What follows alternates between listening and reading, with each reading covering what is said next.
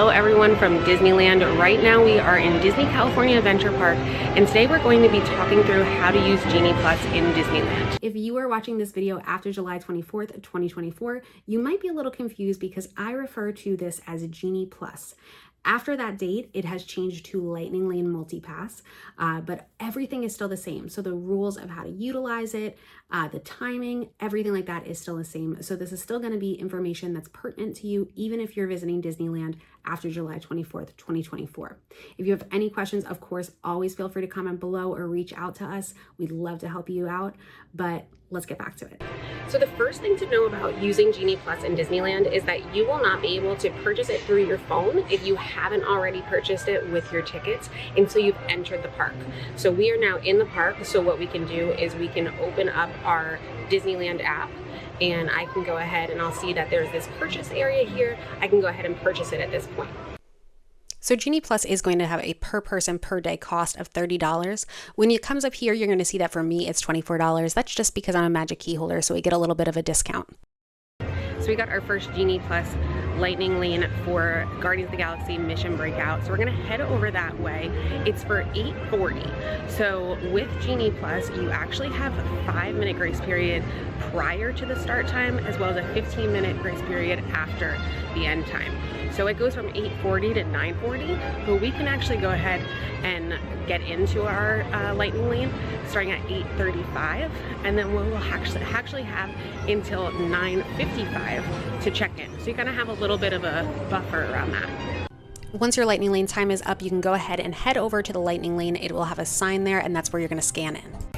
So after we scanned in for Guardians of the Galaxy, we're able to make our next reservation. So we went ahead and grabbed Monsters Inc. Mike and Sully to the Rescue.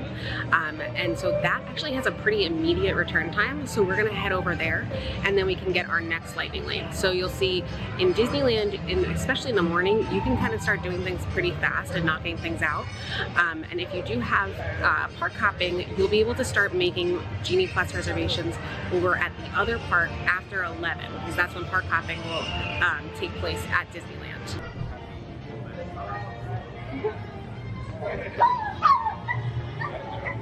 So for our Monsters Inc. Lightning Lane, we actually didn't even need to use that Lightning Lane because they didn't have the Lightning Lane open because there was no standby wait.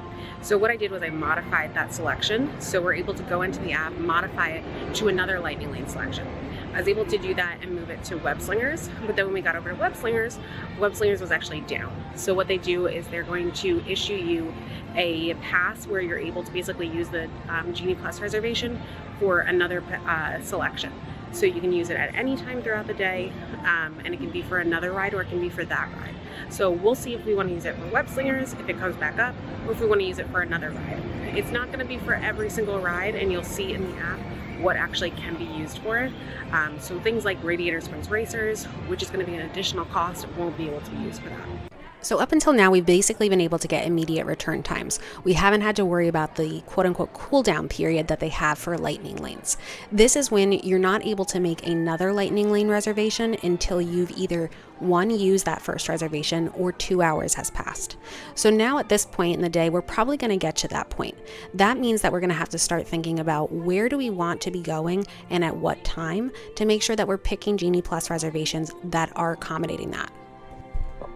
This is also probably the time that we're going to start looking at the other parks. So if we were in California Adventure like we are, we're going to start looking at what availability there is over at Disneyland if we have a park hopper pass. Like I said, we won't be able to make a reservation until after 11 a.m. when the park hopping time starts.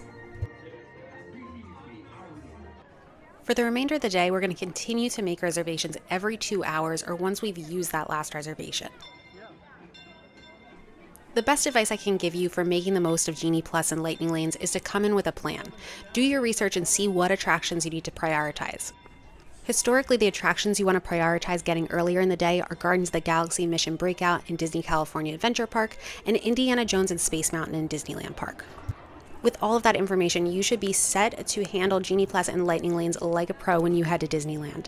If you have any questions, please feel free to reach out through the captions below, or of course, always reach out to KMV Travel if you're looking for vacation planning assistance. Thanks for watching, and we'll see you again next time.